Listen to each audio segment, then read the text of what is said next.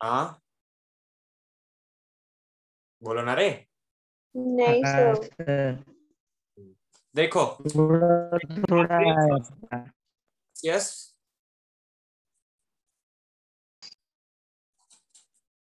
बोलो क्या हुआ। सर वहाँ की वर्डिंग डिफिकल्ट थी। थोड़ा आया। वही वही देखो तो थोड़ा सा उसको देख लेते हैं, समझने की कोशिश करते हैं। देखो जब आपने व्हाट इज न्यूक्लिक एसिड एक क्वेश्चन सॉल्व किया होगा, फर्स्ट वाला क्वेश्चन, वहां पर आपको कुछ मोनोमर या पॉलीमर ऐसा कुछ वर्ड आया था क्या? हाँ सर। हाँ तो उसका मीनिंग आपको पता हो गया क्या, वो क्या होता है कैसे होता है? नहीं सर। चलो नहीं सर। चलो चलो चलो कुछ भी नहीं है रे, चिल्लर है, चिल्लर चिंदी है। तो चलो बात करते, थोड़ा एक स्टोरी बता देता हूँ मैं आपको, आपको समझ में आ जाएगा। देखो एक छोटी सी फैक्ट्री होती है, सभी आ गए एक ना, ध्यान दे रहे मेरी तरफ? हाँ सर। हाँ चलो, एक छोटी सी फैक्ट्री होती है, छोटी सी फैक्ट्री होती है, ज्यादा बड़ी नहीं होती। वहां पर 10 से 12 वर्कर, 10 से 12 वर्कर क्या करते हैं, काम करते हैं। 10 से 12 वर्कर क्या करते हैं, काम करते हैं। जो वहां पर वर्क करते हैं, जो वहां पर वर्क करते हैं, तो उनकी जो दिन की सैलरी होती है, डे की, एक डे की जो सैलरी होती है वो होती है 200 रुपीज। कितनी होती है? 200 रुपीज। मुझे अब बताओ, एक 200 रुपीज में हमारा कुछ होगा क्या? नहीं नहीं। हो सकता है क्या, क्योंकि हमारा दिन का ही खर्चा उतना है, दिन का ही खर्चा उतना है। इसमें से जो एक वर्कर होता है, ये सभी क्या कर लेते हैं, डिस्कस कर लेते हैं कि हमको ये काम पूरा आएगा नहीं, तो हमको क्या करना पड़ेगा, मालिक से क्या करना पड़ेगा, हमको बात करनी पड़ेगी कि हमारी क्या करो, पेमेंट बढ़ाओ। क्या कराओ? पेमेंट बढ़ाओ। मुझे बताओ, इसमें से इस 10 या 12 में जो भी आदमी है, इसमें से अगर एक पर्सन ने अगर मालिक से बात की कि सर हमारा पेमेंट बढ़ाओ, तो मुझे बताओ, क्या ये एक पर्सन की वो मालिक या जो भी ऑनर है फैक्ट्री का, वो इसकी बात मानेगा क्या? नहीं नहीं। नहीं। मानेगा क्या? नहीं मानेगा। जब इनको सभी को अगर पेमेंट बढ़ाना है तो इनको क्या करना पड़ेगा? सभी को जाना पड़ेगा। क्या करना पड़ेगा? सभी को एकजुट होना पड़ेगा और सभी को मिलकर अपना यूनियन बना के किसके पास जाना पड़ेगा? मालिक के पास जाना पड़ेगा। इतना समझ में आया? देखो एक पर्सन है, अगर उनको लगता है कि हम जो पेमेंट है या उनकी 200 होगी, तो उनको लगता है कि हम हमारी कितनी हो, 400 रुपीज हो, 400 रुपीज हो। एक पर्सन अगर चला जाता है तो उसकी कोई बात मानेगा क्या? नहीं मानेगा। उनको क्या करना पड़ेगा, पूरा पूरा यूनियन जो 10 या 12 लोग हैं, उनको एक साथ चले जाना होगा। तब जाके क्या करेगा, उनकी बात मानेगा, नहीं तो एक हड़ताल कर देंगे ना, उनकी फैक्ट्री बंद कर देंगे, उनकी फैक्ट्री बंद कर देंगे। यही जो फंडा है हमारा मोनोमर एंड पॉलीमर होता है, मोनोमर एंड पॉलीमर होता है। देखो एक और स्टोरी आपको समझ गई होगी। मींस क्या होगा, एक पर्सन से कोई भी काम नहीं होगा, तो उसको क्या करना पड़ेगा, पूरे ग्रुप के साथ जाना पड़ेगा, पूरे ग्रुप के साथ जाना पड़ेगा। और एक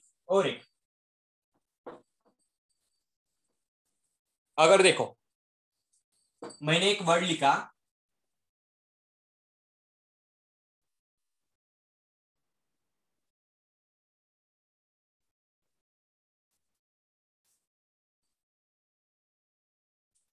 देखो ये मैंने कुछ तो लिखा, मुझे आप बताओ, मैं इसको वर्ड बोल सकता हूँ या अल्फाबेट बोल सकता हूँ? अल्फाबेट। अल्फाबेट। क्या बोल सकता हूँ? अल्फाबेट। क्यों अल्फाबेट बोल सकता हूँ मैं इसको?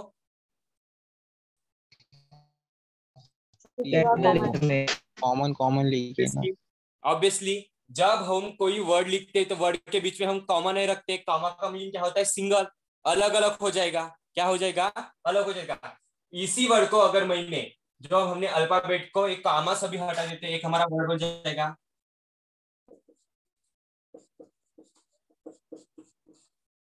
एक वर्ड बन जाएगा, यानी कि ये हमारे जो कॉमा में थे, एक पूरा वर्ड बन गया। पूरा वर्ड बन गया मीन्स क्या हो गया, हमारा एलिफेंट बन गया। क्या बन गया? एलिफेंट बन गया। देखो यही से मोनोमर एंड पॉलीमर का स्टार्ट होता है। मोनोमर किसको कहेंगे एंड पॉलीमर किसको कहेंगे? मैं यहां पर लिखता हूं polymer, polymer, polymer.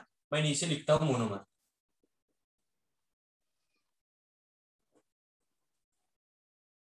Monomer and polymer. देखो जो यहाँ पर सिंगल सिंगल आपको वर्ड दिखाई दे रहे हैं, सिंगल सिंगल आपको वर्ड दिखाई दे रहे हैं, इसको हम बोलेंगे मोनोमर, यानी कि वन। मोनो मीन्स क्या होता है? वन। क्या होता है? वन या सिंगल, क्या बोल सकते हैं?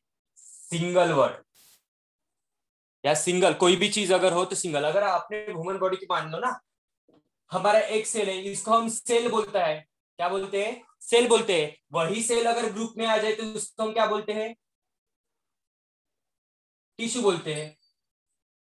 क्या बोलते हैं? टिश्यू बोलते हैं। सो अगर मोनो मीन्स क्या? सिंगल, एंड पॉली मीन्स क्या? More than two, more than two, more than two. देखो मोनो मीन्स क्या होता है? सिंगल, और पॉली मीन्स क्या होता है? More than to.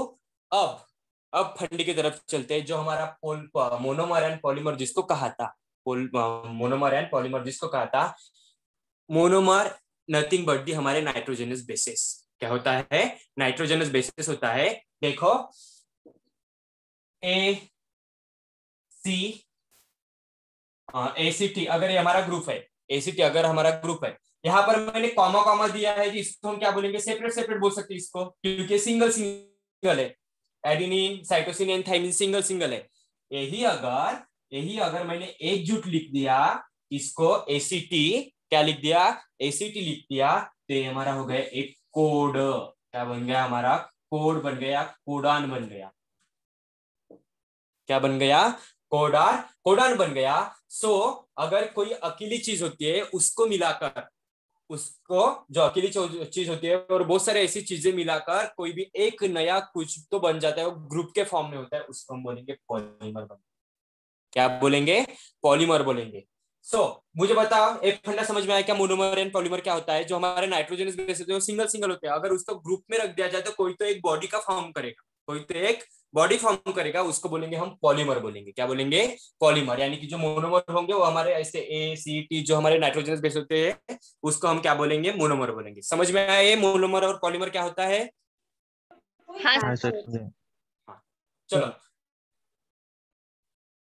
अगर पॉलीमर की डेफिनेशन की अगर बात की जाए, अगर पॉलीमर की डेफिनेशन की अगर बात की जाए तो देखो क्या,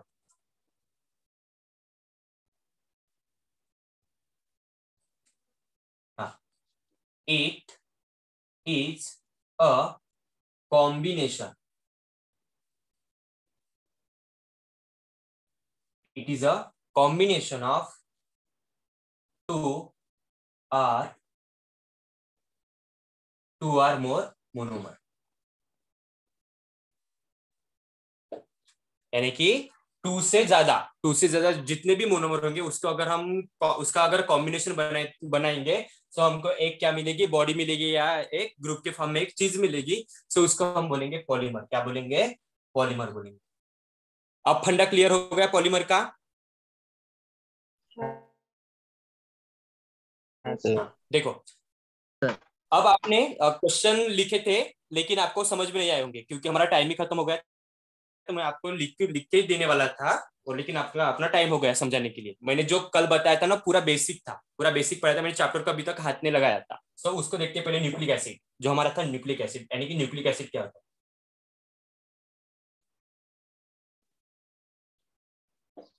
न्यूक्लिक एसिड देखो, जो न्यूक्लिक एसिड होता है is nothing but it is nothing but the हमारे क्या होते हैं? न्यूक्लिक एसिड को हम क्या बोलते हैं? DNA and RNA. DNA and RNA, RNA type of nucleic acid अगर कहा तो हमारे टाइप ऑफ न्यूक्लिक एसिड क्या होंगे? हमारे डीएनए एंड आरएनए। सो ये डीएनए एंड आरएनए किस चीज से बनते हैं? न्यूक्लियोटाइड बोला था। Nucleotide is nothing but the क्या होते हैं? हमारे नाइट्रोजनस बेसिस होते हैं।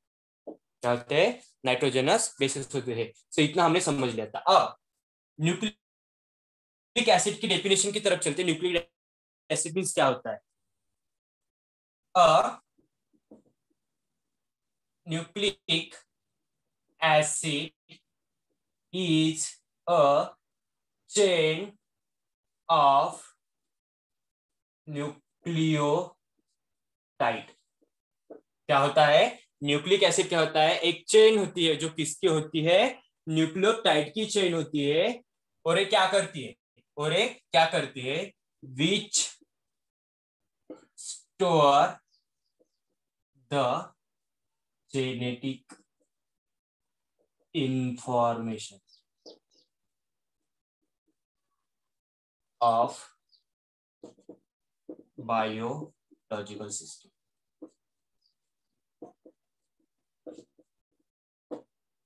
न्यूक्लिक एसिड नथिंग बट हमारे क्या होते हैं? डीएनए एंड आरएनए होते हैं। सो ये किस चीज से बने हुए होते हैं? Chain of nucleotide. चेन यानी कि पॉलीमर। चेन यानी कि पॉलीमर। पॉलीमर से बहुत सारे ऐसे पॉलीमर से न्यूक्लियोटाइड से वो कौन न्यूक्लिक एसिड बने हुए होते हैं। और ये क्या करते हैं अपनी बॉडी में? जेनेटिक इंफॉर्मेशन को कैरी करते हैं या स्टोर करते हैं। जेनेटिक इंफॉर्मेशन को क्या करते हैं? स्टोर करते हैं। जेनेटिक इंफॉर्मेशन नथिंग बट हमारे क्या होते हैं? ट्रेट या कैरेक्टर्स। ट्रेट एंड कैरेक्टर्स को अपने बॉडी में क्या करते हैं? स्टोर करके रखते हैं इन बायोलॉजिकल सिस्टम। यानी कि जो हमारी बॉडी होती है, it is a biological system. क्या है? हमारी एक सिस्टम है बॉडी की। अपने बॉडी में जो हर सेल में क्या होगा? डीएनए होगा। क्या होगा? न्यूक्लियस होगा। न्यूक्लियस के अंदर डीएनए होगा। तो हर सेल में कुछ ना कुछ हमारे इसमें क्या होगा? जेनेटिक इंफॉर्मेशन स्टोर की जो होती है। तो कौन स्टोर करता है? तो वो करते हैं न्यूक्लिक एसिड करते हैं। कौन करते हैं? न्यूक्लिक एसिड करते हैं। सो ये थी हमारी डेफिनेशन न्यूक्लिक एसिड की। समझ में आई क्या न्यूक्लिक एसिड की डेफिनेशन? हाँ सर। देखो, और अब ये क्या करते हैं?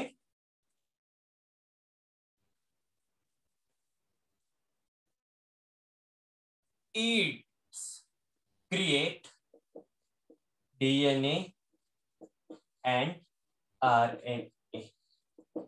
डीएनए एंड आरएनए क्या करते हैं? जेनेटिक इंफॉर्मेशन को क्या करते हैं? स्टोर करके रखते हैं। क्या करते हैं? स्टोर करके रखते हैं। विच स्टोर द इंफॉर्मेशन। जो न्यूक्लिक एसिड को हमने बोला था, न्यूक्लिक एसिड नथिंग बट हमारे क्या होते हैं? डीएनए एंड आरएनए होते हैं। वो क्या करते हैं? स्टोर इंफॉर्मेशन करते हैं। कहां पर? नीडेड। इसलिए needed needed needed by cell. Needed by cell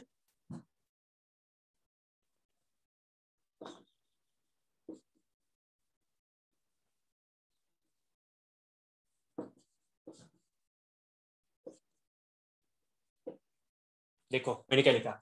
it's created DNA and RNA we store the information needed by a cell. Cell में जो हमारे नीडेड जो सेल के अंदर हमारा न्यूक्लियस होता है, न्यूक्लियस के अंदर हमारे जो डीएनए आरएनए जो प्रेजेंट होते हैं, जो भी इंफॉर्मेशन स्टोर करते हैं, उस स्टोरेजिंग से वो क्या करते हैं? Create protein. क्या करते हैं? प्रोटीन क्रिएट करते हैं। जो प्रोटीन हम किसके फॉर्म में रखते हैं? उसको हमने बोला था कोड। जेनेटिक कोड बोला था। किसके फॉर्म में रखते हैं? कोड के फॉर्म में रखते हैं। सो ये डीएनए हम क्या करेंगे? सेल के अंदर तो प्रेजेंट रहेंगे, लेकिन क्या करेंगे? प्रोटीन का सिंथेसिस करेंगे। क्या करेंगे? प्रोटीन का सिंथेसिस करेंगे। और कौन से प्रोटीन का? किस टाइप के प्रोटीन का? कोड के फॉर्म में। किस टाइप में? कोड के फॉर्म में। जो हमारे न्यूक्लियोटाइड होते हैं,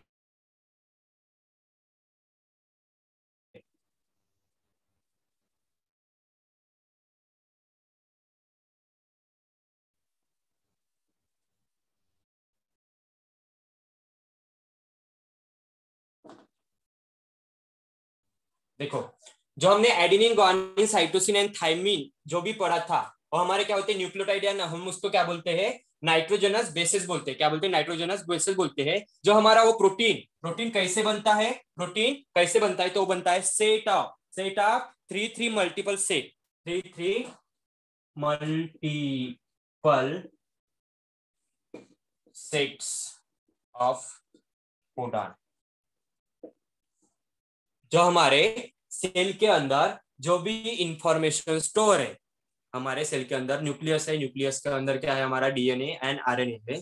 जो भी इंफॉर्मेशन उन्होंने स्टोर की है, उस स्टोर को हम क्या बोलेंगे, उसका कन्वर्शन वो किस में करेंगे, प्रोटीन में करेंगे। और जो प्रोटीन होते हैं वो किसके फॉर्म में होते हैं, तो होते कोडान के फॉर्म में। किसके फॉर्म में होते हैं, कोडान के फॉर्म में। इसलिए मैंने लिखा nucleotide is a set of 3 multiple sets. जो न्यूक्लियोटाइड होते हैं उनके कितने सेट का कोडान बनता है, तो मैंने आपको बोला था 3 कोड का, यानी कि एडेनिन, ग्वानिन, साइटोसिन। अगर ए सेट है तो इसका एक कोड बनेगा, इसको एक नाम दिया जाएगा, एक नाम दिया जाएगा। और ये क्या करेगा, प्रोटीन क्या करेगा, प्रोटीन जो प्रोटीन रहेगा इसका, कोई भी अगर हमारे बॉडी में जो भी सेल है, अगर कोई भी सेल में अगर वेरियस टाइप्स के हमारे अंदर जीन होते हैं, सो अगर उस सेल को, अगर मान लो उस सेल के पास अगर एक सेल है, समझ में आ जाएगा आपको। देखो एक सेल है, इसके अंदर न्यूक्लियस है, न्यूक्लियस के डीएनए एंड आरएनए। अगर इस सेल में आपको चाहिए क्या बोल सकते हैं आपको, हाइट।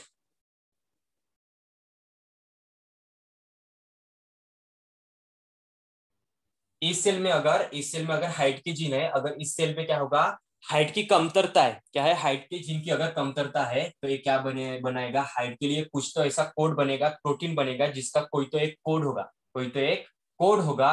सो ये क्या करेगा, उस कोड को, उस प्रोटीन को बनाएगा, उसको क्या करेगा, इस सेल में प्रोवाइड करेगा। क्या करेगा, इस सेल में प्रोवाइड करेगा। सो एक जो सेल होगा एक कैसे बन जाएगा, हाइट वाला सेल बन जाएगा। कैसे बन जाएगा, हाइट वाला सेल। जो भी कोई प्रोटीन होता है हमारे बॉडी में, या कुछ भी, हम हमारे बॉडी को प्रोटीन की भी जरूरत होती है। वो प्रोटीन कैसे बनता है, तो कोट के फॉर्म में होता है। कैसे होता है, कोट के फॉर्म में होता है। सो इसीलिए मैंने बोला, जो न्यूक्लियोटाइड होता है हमारे नाइट्रोजनस जो बेसेस, न्यूक्लियोटाइड को हम क्या बोलते हैं, नाइट्रोजनस बेसेस बोलते हैं। और 3 ग्रुप में चले आते हैं, 3 ग्रुप में चले आते हैं, और बहुत सारे ऐसे प्रोटीन का फॉर्मेशन करते हैं। जिसको, जो प्रोटीन का फॉर्मेशन करते हैं वो किस फॉर्म में रहता है, कोट के फॉर्म में रहता है। किसके फॉर्म में रहता है, कोट के फॉर्म में। तो ये समझ में आया अभी,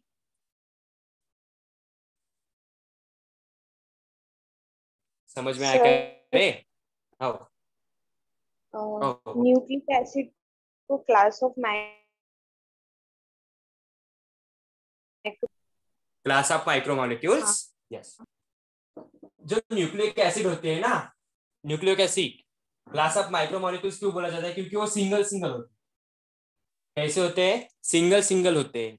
जो भी वही टर्म हमको नहीं क्या इसमें लागू होते हैं, पॉलीमर एंड मोनोमर। जो class of micromolecules, micro means क्या होता है, सिंगल या छोटा। माइक्रो मीन्स क्या होता है, छोटा। वही क्या बन जाते हैं जब, यानी कि वो, उसको हम बोल सकते हैं मोनोमर। क्या बोल सकते हैं, मोनोमर। माइक्रो मीन्स क्या, मोनोमर। तो वही क्या करेगा, ग्रुप ग्रुप या क्लस्टर फॉर्म करेगा। तो किसमें बन जाएगा, माइक्रा, मैक्रो, मैक्रोमोलिक्यूल्स। माइक्रो यानी कि छोटा, और मैक्रा यानी कि बड़ा। सो उसका कन्वर्शन किसमें हो जाएगा, मैक्रो मॉलिक्यूल्स में हो जाएगा। तो इसके लिए हम उस टर्म को यही बोल सकते हैं, मोनोमर एंड पॉलीमर्स। अब समझ में आया, उसमें कुछ नहीं था, वो कंफ्यूजन था सिर्फ आपको, समझे? हाँ सर। हाँ।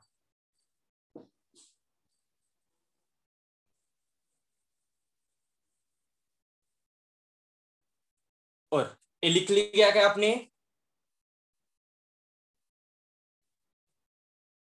लिख लिया स्क्रीनशॉट क्या? सर, आओ, वो 3 कोडॉन के नाम लिख के दीजिए ना। एक कोडान के, कौन सा कोडान के? वो जो आपने वो AG मतलब जिसके से स्टार्ट होते हैं उसके नाम लिख के दीजिए ओ ना। पूरा सीक्वेंस है, उसकी तरफ हम चलने वाले हैं। बहुत बड़ा है वो, इतना ही नहीं, एक ही नहीं है, बहुत सारे कोडान है। आप देख लो, जो कोडान है ना, आपको समझ में आ जाएगा। आपका टेक्स्ट बुक होगा आपके पास, है क्या टेक्स्ट बुक या स्टडी मटेरियल होगा? हाँ हाँ है ना, वहां पर आपको है। एक कोड का चार्ट दिया होगा, देखो ऐसे कोड का एक चार्ट दिया होगा। इधर एडिनिन, गुआनिन, साइटोसिन, और नीचे भी एडिनिन, गुआनिन, साइटोसिन है क्या ऐसा एक चार्ट? बोलो ना रे। नहीं पता क्या आपको? नहीं सर। हाँ, नहीं। नहीं पता है ना। अभी इसको रहने देते हैं, क्योंकि आपको समझाना भी पड़ता है कि उसके कोड का फॉर्मेशन कैसे होता है। सो तब मैं जब पढ़ाऊंगा ना, तब आपको पूरे वो कितने हैं, 300 या 500 है कुछ तो ऐसे, या 250 ऐसे कुछ तो कोड आने हैं उसके। सो उसके पूरे नाम लिख कर दूंगा मैं आपको। ओके अनामिका? हाँ अनामिका, सर। हाँ सर। हाँ। तब मैं आपको जब चार्ट भी बताऊंगा ना, मैं आपको वो अच्छे से समझ भी जाएगा, और आपको आपके उस चार्ट के मैं पूरे नाम भी बता दूंगा आपको क्या है तो उसमें, और एक कोड का कौन सा प्रोटीन बनता है, और जो भी कोडिन के जो फॉर्मेशन होगा वो कोड किस फॉर्म में होता है, और उससे कौन सा प्रोटीन बनता है वो भी मैं आपको सब लिख के दूंगा। तो बात की बात है, क्योंकि आपको टर्म भी है कोड वाली, तो मैं इसको अभी क्लियर कर देता हूँ। सब बताऊंगा रे, टेंशन मत लो आप, जल्दी हाइपर हो जाते हो आप।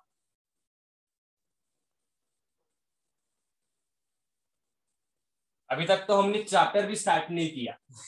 चैप्टर भी स्टार्ट नहीं, पूरा जनरली बता रहा हूं मैं। चलो, अब हमने क्या पढ़ लिया था, न्यूक्लिक एसिड। अब उसके फंक्शन पढ़ लेते। एक भी आपका क्वेश्चन था ना, एक फंक्शन वाला। हाँ। देखो, फर्स्ट फंक्शन, जो न्यूक्लिक एसिड होते हैं वो क्या करते हैं, न्यूक्लिक एसिड होते हैं जो क्या करते हैं, स्टोर इंफॉर्मेशन। स्टोर इंफॉर्मेशन क्या करते हैं, इंफॉर्मेशन को स्टोर करते हैं। किस तरह? Like computer. कंप्यूटर, सभी को हमको कंप्यूटर पता है। कंप्यूटर पता है, कंप्यूटर में क्या किया जाता है, कोई भी जो इंफॉर्मेशन होती है उसको क्या करते हैं, हम स्टोर करके रखते हैं उसके मेमोरी कार्ड में। है ना, मेमोरी होता है ना, और क्या बोलते हैं, मदर, क्या बोलते हैं, मदर बोर्ड, क्या बोलते हैं रे उसको, क्या बोलते हैं रे? मदर बोर्ड ही। हाँ, मदरबोर्ड ही बोलते हैं ना। हाँ, मदरबोर्ड में मदर जो मेमोरी होती है उसमें अंदर हम क्या करते हैं, इंफॉर्मेशन स्टोर करके रखते हैं। वही जो भी इंफॉर्मेशन हमारे बॉडी में होती है, या वो किसके फॉर्म में होगी, कोड के फॉर्म में, किसके फॉर्म में होगी, जैसे कंप्यूटर में कोड के फॉर्म में हम उसको सीक्रेट वाली जो भी चीजें होती है वो रखते हैं, वैसे हमारे न्यूक्लिक एसिड भी क्या करते हैं, इंफॉर्मेशन को स्टोर करके रखते हैं अपने बॉडी में।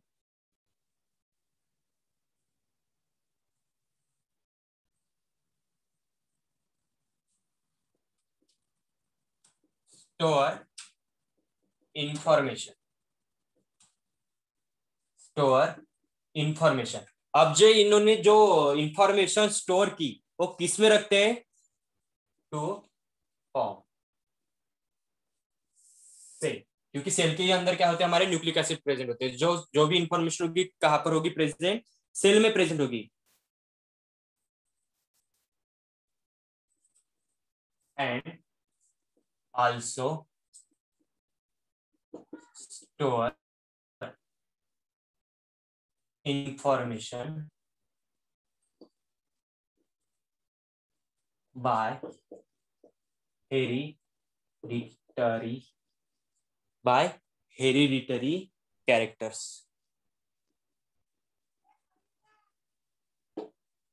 देखो, एक तो इंफॉर्मेशन कैसी होती है, जो किसके अंदर प्रेजेंट होगी, न्यूक्लियस यानी कि सेल के अंदर, मान लो सेल के अंदर ही क्या होगी, स्टोर होगी।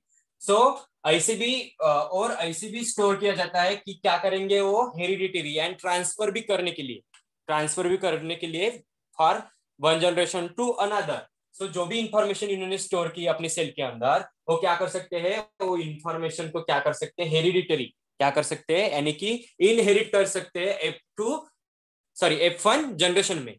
जो भी इन्होंने इंफॉर्मेशन अपने सेल के अंदर स्टोर की है, कि इन्होंने न्यूक्लिक एसिड ने क्या कर की है, न्यूक्लिक एसिड ने जो भी इंफॉर्मेशन अपने बॉडी में स्टोर की है, जो कि क्या किस में प्रेजेंट है, सेल के अंदर प्रेजेंट है। सो वो क्या करेगा, जो भी स्टोर इंफॉर्मेशन है वो क्या कर सकता है, हेरिडिटरी भी कर सकता है या ट्रांसफर भी कर सकता है one generation to another generation. और एक क्या कर सकते हैं, इसका फंक्शन और क्या है,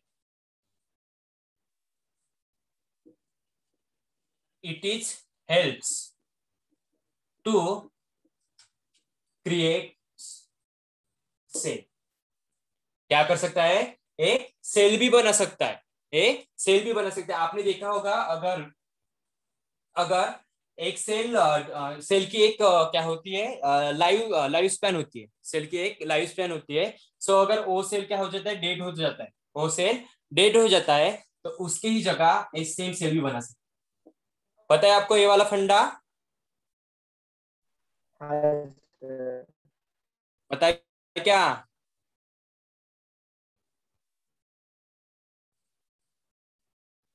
अबे देखो, अगर हमारे हाथ या पैर को अगर कोई भी अगर इंजरी आती है, अगर हमारे हाथ या पैर के अगर कोई भी इंजरी आती है, तो मुझे बताओ वो इंजरी आपकी वैसी की वैसी रहती है क्या? नहीं। नहीं। नहीं नहीं। हो, नहीं रहती। तो फिर क्यों नहीं होती वैसे की वैसे ही हो?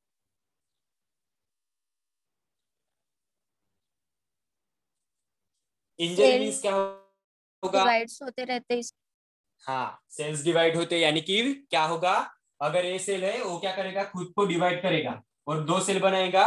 वैसे ही ये क्या करता है अपने सेल को, यानी कि उसको रिप्ले, यानी कि क्या बोल सकते हैं, इंजरी को रीजनरेट करता है। क्या करता है? रीजनरेट करता है। अगर आपके वहां पर कोई भी सेल्स अगर डैमेज हो जाते हैं, उस डैमेज सेल को क्या करता है, रिकवर करता है। क्या कर देता है? रिकवर करता है। तो इसका जो न्यूक्लिक एसिड का फंक्शन होता है, helps to create new cells. क्या? न्यू सेल बनाने को क्या करेगा, ये क्रिएट करेगा। फोर्थ वाला, nucleic acid is a backbone of nucleotide. देखो, मैंने क्या लिखा, nucleic acid is a backbone of nucleotide. Obviously जब न्यूक्लियोटाइड ही होंगे तब जाके तो हमारा क्या बनेगा, न्यूक्लिक एसिड बनेगा। जो हमारे नाइट्रोजन बेसिस है, अगर नाइट्रोजन बेसिस नहीं होंगे तो न्यूक्लिक एसिड बनेगा क्या हमारा? नहीं बनेगा। डीएनए आरएनए बनेगा क्या? नहीं बनेगा। तो इसीलिए क्या गया है कि जो हमारा न्यूक्लिक एसिड है वो क्या है, बैकबोन है न्यूक्लियोटाइड का। इसका न्यूक्लियोटाइड का, क्योंकि अगर न्यूक्लियोटाइड ही होंगे तब जाके हमारा क्या बनेगा, न्यूक्लिक एसिड का फॉर्मेशन होगा। अगर एक आधी अगर कोई चीज है, हाँ, सो क्या बोलते हैं, हाँ, हमारे अगर मम्मी पापा है, अगर हमारे मम्मी पापा ही नहीं होंगे तो हम बन सकते हैं क्या? नहीं। नहीं। बन सकेंगे क्या हम? नहीं। नहीं सकेंगे ना। अगर ये न्यूक्लियोटाइड ही नहीं होंगे तो एक न्यूक्लियर एसिड बन नहीं। पाएगा क्या? नहीं बन पाएगा। जो किस पे डिपेंड, टाइप पर, किस पर डिपेंड है, न्यूक्लियोटाइड पर डिपेंड है। सो हमारे जो न्यूक्लियोटाइड होते हैं वो कौन से होते हैं फिर? कौन से होते हैं? DNA RNA. न्यूक्लियोटाइड बे। DNA and RNA.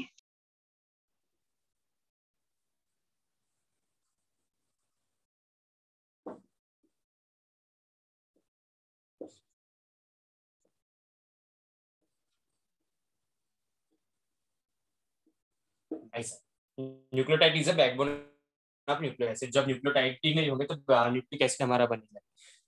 कौन सा होता है न्यूक्लियोटाइड, कौन से होते हैं हमारे?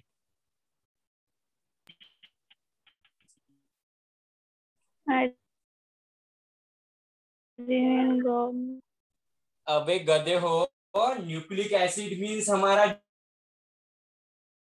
डीएनए एंड आरएनए होता है। और न्यूक्लियोटाइड कौन से होते हैं हमारे? हाँ, कौन से होते हैं? Adenine guanine cytosine.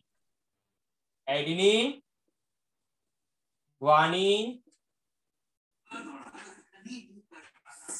Cytosine thymine and uracil, ये होते हैं ना हमारे, क्या होते हैं हमारे? न्यूक्लियोटाइड। अगर बात की जाए एडेनिन ग्वानिन साइटोसिन, थाइमिन किसमें प्रेजेंट होता है? डीएनए में। और यूरेसिल किसमें प्रेजेंट होता है? आरएनए में।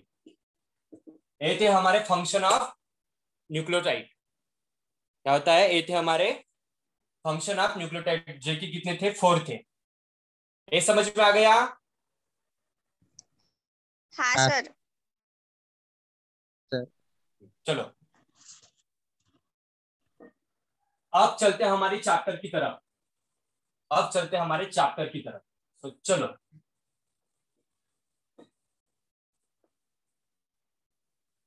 देखो मैं लिखता हूं यहां पर, types of nucleic acid, types of nucleic acid. बताओ आप टाइप्स कितने हमारे न्यूक्लिक एसिड के? 2 टाइप्स। हाँ, कौन से हैं? DNA and RNA। आरएनए। उसे डीएनए एंड आरएनए। इसको हम क्या बोलते हैं? Deoxy deoxyribonucleic acid. Nucleic acid. And इसको क्या बोलते हैं?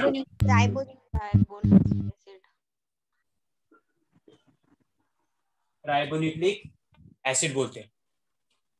देखो, जो न्यूक्लिक एसिड था, इसका डिस्कवरी कैसे हुआ, इसका डिस्कवरी कैसे हुआ उसके बारे में पहले बात करते हैं।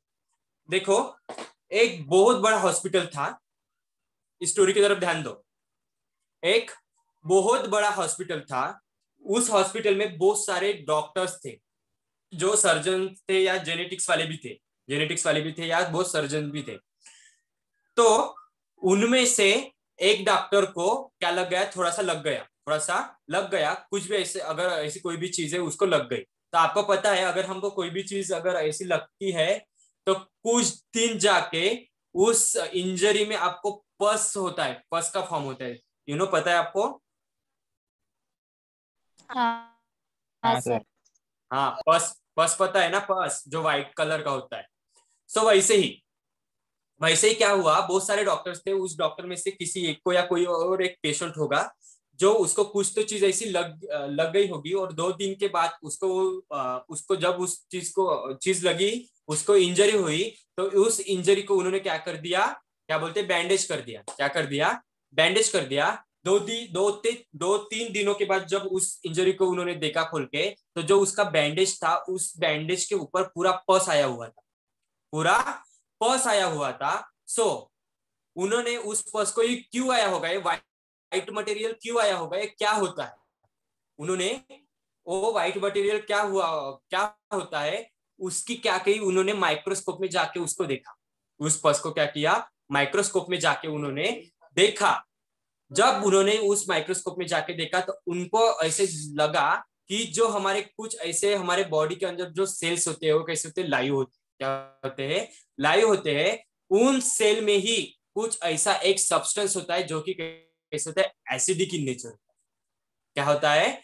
एसिडिक इन नेचर होता है। सो उसी एसिड के कारण जो भी हमारे बॉडी में अगर सेल है, सेल से अगर कोई भी अगर हमारे सेल में अगर कोई इंजरी या कोई भी अगर आ जाती है, तो उस सेल में कोई तो ऐसा एसिडिक सब्सटेंस प्रेजेंट होता है। क्या होता है? एसिडिक इन नेचर वाला सब्सटेंस प्रेजेंट होता है। तो वो सब्सटेंस कौन सा होता है, वो सब्सटेंस कौन सा होता है, तो उन्होंने ढूंढ के निकाला।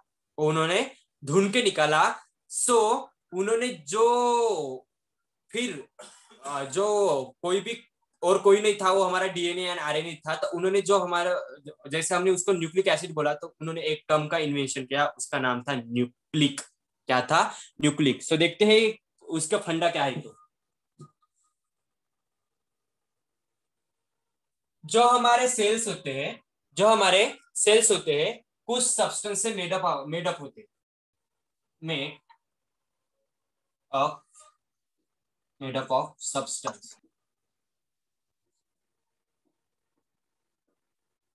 उनको पता नहीं था कि वो कौन से चीजों से मेडअप होते हैं। तो उन्होंने बोला था, हमारे जो सेल्स होते हैं कुछ तो ऐसी चीजों से क्या होते हैं, मेडअप ऑफ होते हैं। जो उस सब्सटेंस को उन्होंने नाम दिया न्यूक्लिक। कौन सा नाम दिया? न्यूक्लिक नाम दिया। सो ये जो न्यूक्लिन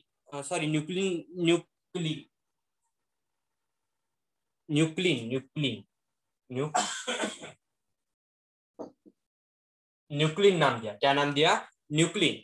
जो ये हमारा न्यूक्लिन होता है, उन्होंने कहा जो हमारा ये न्यूक्लिन होता है, क्या होता है, जो हमारा न्यूक्लिन होता है वो कैसे होता है, एसिडिक इन नेचर होता है।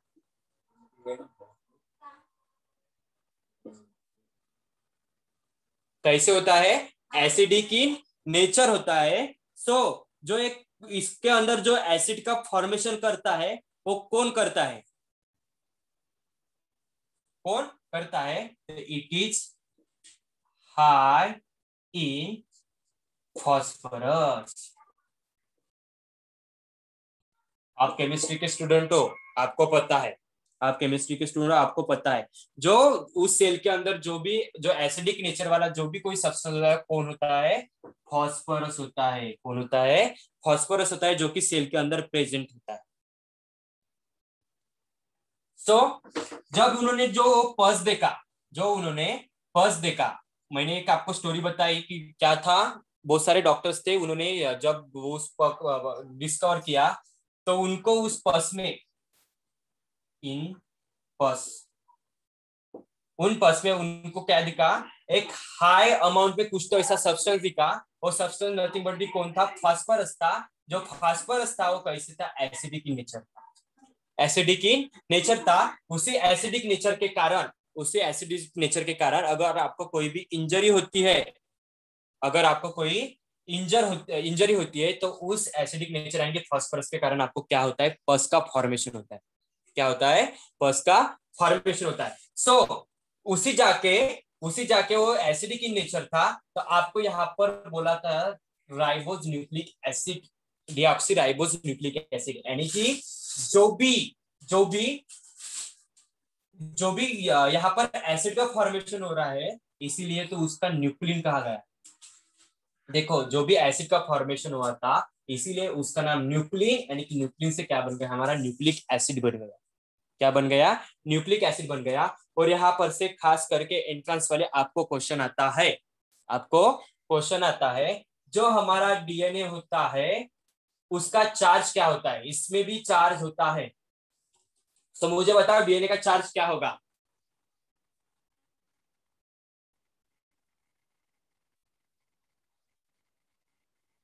आप केमिस्ट्री पढ़ते हो, कुछ बेसिक चीजें होती है वहां पर, कुछ एसिडिक चीजें होती है। तो बेस के ऊपर कौन सा चार्ज होता है और एसिड के ऊपर कौन सा चार्ज होता है? एसिड के ऊपर पॉजिटिव।